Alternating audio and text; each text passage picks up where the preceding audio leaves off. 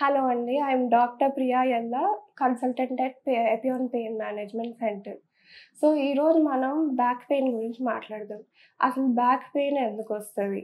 Back pain నార్మల్‌గా old పీపుల్‌లోనే వస్తదా? లేకపోతే యంగ్ పీపుల్‌లోనే ఎక్కువొస్తదా? అనే కన్‌ఫ్యూజన్ ఎక్కువుంటది. నార్మల్‌గా ఏంటంటే బ్యాక్ పెయిన్‌కి డిఫరెంట్ కాజెస్. ఒకటి డిస్క్ బల్జ్ వల్ల అవ్వచ్చు. ఇంకోటి నర్వ్ కంప్రెషన్ వల్ల అవ్వచ్చు. చుట్టూ ఉన్న మజిల్స్ గూడా స్పాజమ్‌లోకెళ్ళటం వల్ల కూడా బ్యాక్ పెయిన్ రావచ్చు. అది కాక ఫెసెట్ జాయింట్స్ అని చిన్న చిన్న జాయింట్స్ ఉంటాయి. వాటి వల్ల గూడా బ్యాక్ పెయిన్ అనేది రావచ్చు. సో, నార్మల్‌గా యంగ్ ఇండివిడ్యువల్స్‌లో బ్యాక్ పెయిన్ ఎందుకొస్తది? ప్రాపర్ పోస్చర్ లేకపోవటం వల్ల. మనం నార్మల్‌గా ఏంటి ఫోన్ కిందకి చూసేసుకుంటూ ఉంటాం. కంప్యూటర్ ఉంటే ఓకే. స్లౌచ్ అయ్యి టైప్ చేస్తూ ఉంటాం.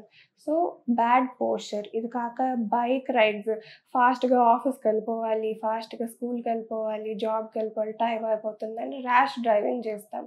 దాంతో ఎక్కువ జర్కీ మూవ్‌మెంట్స్ ఉంటాయి. సో, మన స్పైన్ అనేది గూడా ఒక లెవెల్ ఆఫ్ ప్రెషర్ వరకే తీసుకుంటది.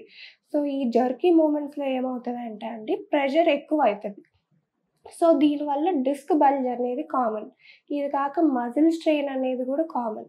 సో, డిస్క్ బల్జ్ ఎలా రిలేటెడ్ ప్రెషర్‌కి అంటే నార్మల్ మన పిల్లో తీసుకున్నామనుకోండి.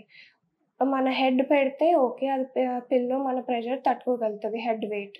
అదే మీరెళ్లి బండరాయి పెట్టారనుకోండి, అది తీసుకోలేదు.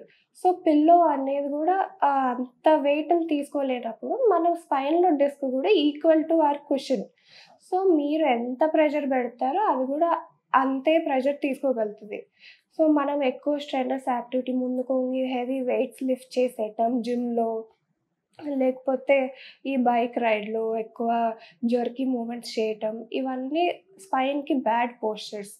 సో, దీంతో పాటు ఓల్డ్ ఏజ్‌లో ఏమవుతది ఆహ్, ఇన్ని రోజులు లైక్ ఫ్యూ ఇయర్స్ నుంచి స్ట్రెయినర్స్ యాక్టివిటీస్ వల్ల ప్లస్ ఏజ్ వల్ల లిటిల్ బోన్ డీజనరేషన్ అవ్వటం, మజిల్ వీక్‌నెస్ అవ్వటం, ఎక్కువ ఫిజికల్ యాక్టివిటీ లేకపోవటం వల్ల గూడా స్పైన్ మీద ఎఫెక్ట్ పడుతూ ఉంటది.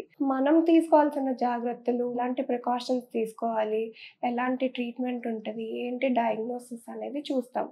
సో, మీరు రాగానే మీకు అది రేడియేటింగ్ పెయిన్ ఉందా? తిమ్మిర్లొస్తున్నాయా దాంతో? లేతే ఓన్లీ కూర్చున్నప్పుడు ఎక్కువుంటుందా? నుంచున్నప్పుడు ఎక్కువుంటుందా? అనేది ఎగ్జామిన్ చేస్తాం. దీంతో పాటు తర్వాత స్కాన్‌లో మనకి దేనివల్ల వస్తుంది ఈ పెయిన్ అనేది గూడా కన్ఫర్మ్ చేసుకుంటాం. సో, దాన్ని బట్టి మన ట్రీట్మెంట్ ఉంటది. నార్మల్ పెయిన్ కిల్లర్స్ పెట్టేసి నేను ఓకే. ఇది ఒక నెల వాడండి తగ్గుతది అనటం రాంగ్. దేనికి అంటే ఒకరోజు పెయిన్ కిల్లర్ యేసుకుంటారు. నెక్స్ట్ డే మళ్ళీ మీరు అదే సేమ్ యాక్టివిటీ చేస్తారు. మళ్ళీ సేమ్ పెయిన్ రిపీట్ అవుతది. మనం ట్రీట్ చేయాల్సింది యాక్చువల్ కాజ్‌ని. So, normal disc bulge for example తీసుకున్నామనుకోండి. మీకు డిస్క్ బల్జ్ ఉంది. దాంతో కాలికి తిమ్మిర్లొస్తున్నాయి. లేతే స్పర్శ తగ్గుతుంది. లేతే ఎక్కువసేపు నుంచోలేకపోతున్నాను, ఎక్కువసేపు కూర్చోలేకపోతున్నాను అంటే దాన్ని బట్టి మనం మిమ్మల్ని ఎగ్జామిన్ చేస్తాం. ఎగ్జామినేషన్‌లో ఎంతవరకు నొప్పుంది, ఎంత రేడియేట్ అవుతుందని చూసి తర్వాత స్కాన్ చేస్తాం. స్కాన్‌లో గూడా మనం చేసిన ఎగ్జామినేషన్‌కి, స్కాన్‌కి ఒకేలా ఉందా? కోరిలేట్ అవుతుందా? లేదా? అని చూస్తాం. సో, డిస్క్ బల్జ్ ఉన్న దాని ప్రకారం మనం ప్రొసీజర్‌లో గూడా ఎంఆర్ఐ లాంటి మెషినే ఫ్లోరోస్కోపీ మెషిన్ ఉంటది. సో, ఆ మెషిన్ కింద ఎక్కడైతే మీ నరం ఒత్తుకుంటుందో, లేతే డిస్క్ బల్జ్ అయ్యి వాపొచ్చిందో అక్కడ టార్గెటెడ్ ఇంజెక్షన్ చేస్తాం.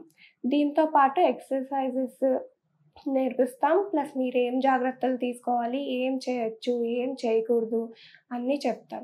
సో, దీంతో బెటర్ ఇంప్రూవ్‌మెంట్ అనేది ఉంటది. మనం నార్మల్‌గా చిన్న డిస్క్ బల్జ్‌కి ఎళ్ళంగానే సర్జరీ చేసేస్తాము అది ఇది అంటారు.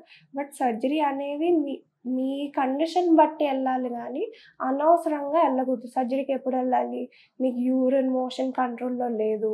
లేతే మీకు కాళ్ళు వీక్‌నెస్ వచ్చేసింది, నడవలేకపోతున్నాను అన్న స్టేజ్‌లో ఎళ్ళాలి కానీ, దానికి ముందున్న ఆప్షన్స్ మీకంత సివియారిటీ లేనప్పుడు సర్జరీ అనేది అనవసరం.